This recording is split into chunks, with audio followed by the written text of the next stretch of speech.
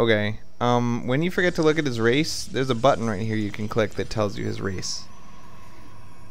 Button clicky tells you race. Got it? Button clicky race tells you race. Button clicky.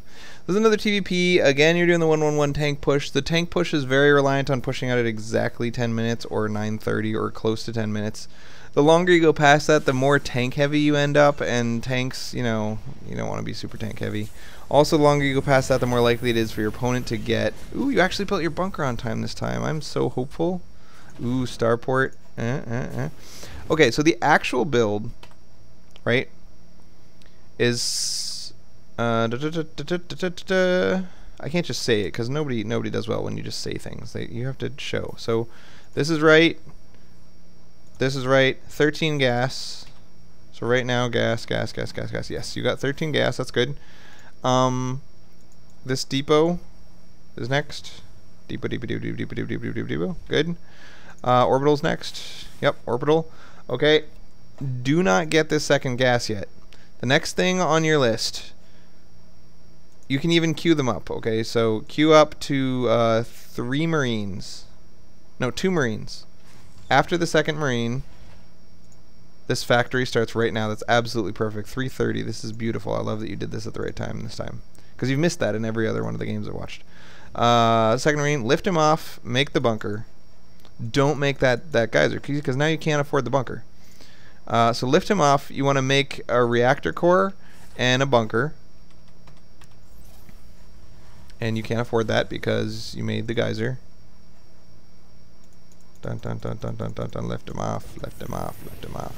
No, lift him off.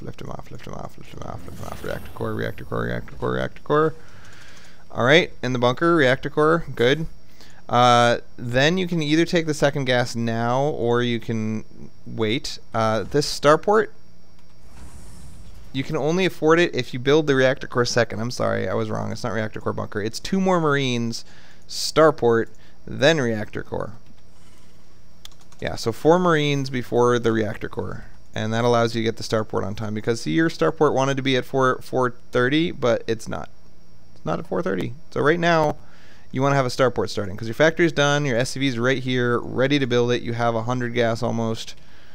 No starport. Blah, blah, blah, blah. And that's because of this supply depot, right? And this geyser delayed other stuff. So anyway, that's the build. Because you screwed it up a tiny bit, your first Banshee is going to be a tiny bit late. I don't think it's going to matter too much. Now things to check. 6 minutes. Did you have 24 workers? No. Again, you missed 2 workers.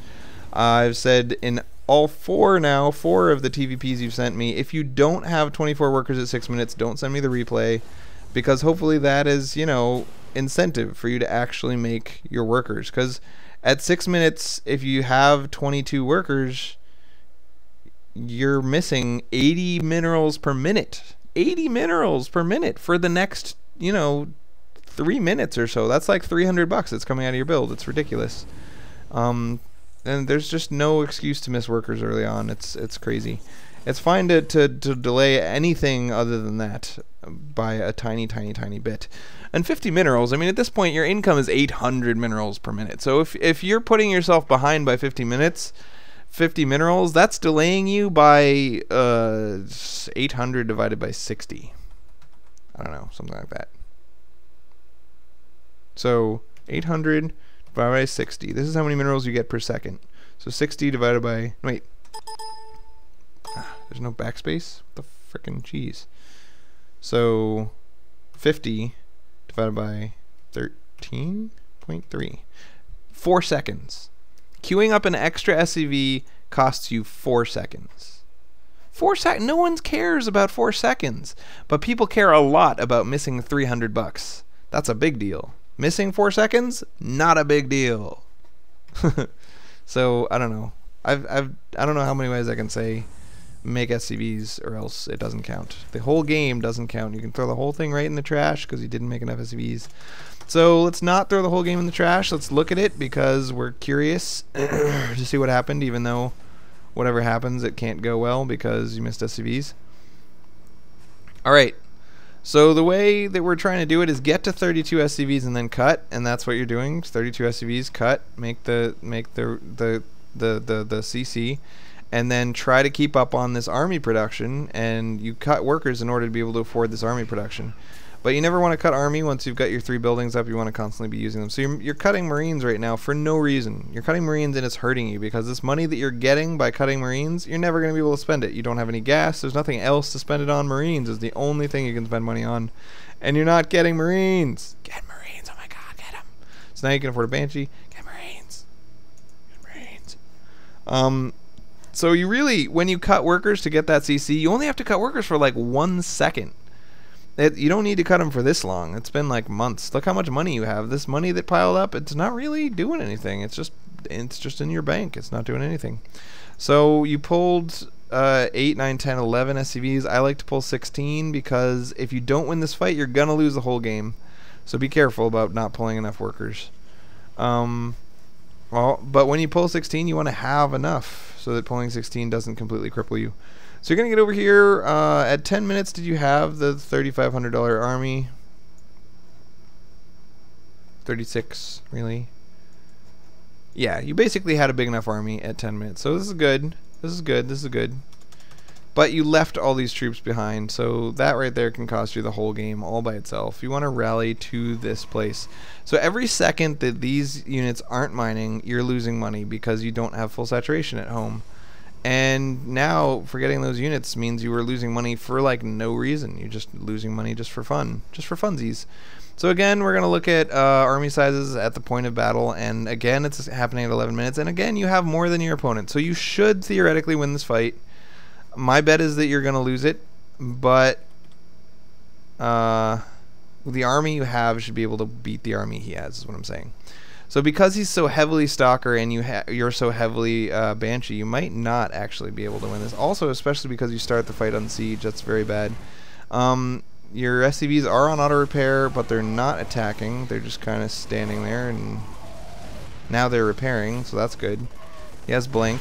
I don't really. You're shooting your own SCVs with your tanks again. That went okay. You traded evenly. I would have liked for you to trade. You know what's the opposite of evenly? Well, trade well. But it's not the end of the world. Here we go, moving up the siege tanks, sieging up in range of his stupid things, cannons. You got to move an air unit and hold position it here with all of your SCVs underneath it. And you're moving your Banshees off to the side. So if he comes in to attack these tanks, your Banshees aren't going to fight by default.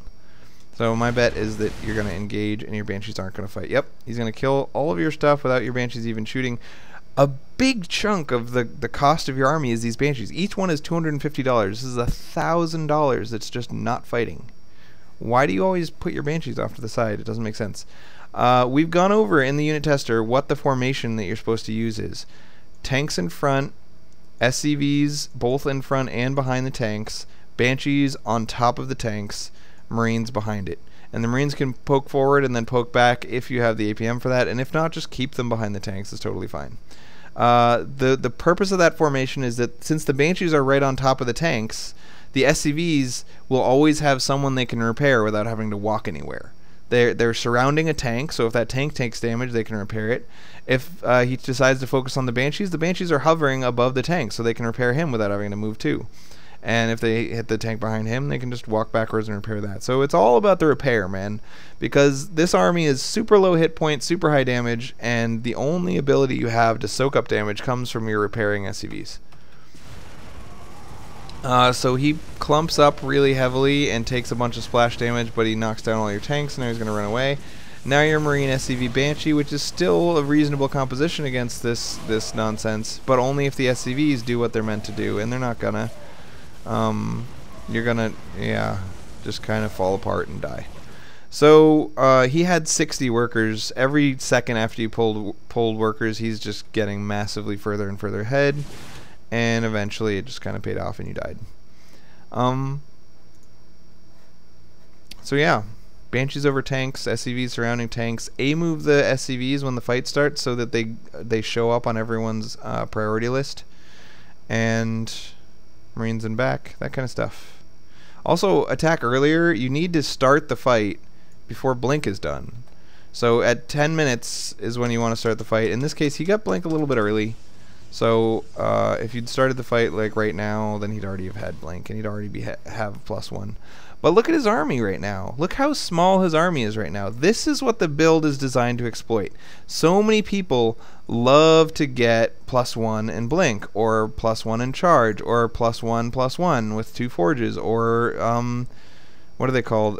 Colossus, or High Templar, or the Researching Psystorm, or whatever. And all of those things happen from 9 minutes to 10.5 minutes. So that's why the push is designed to hit him right when he's doing those stupid things. So if you'd hit him right now, game's over. You have 3,500, he has 1,700, you win. There's no possible chance he has to do anything about it.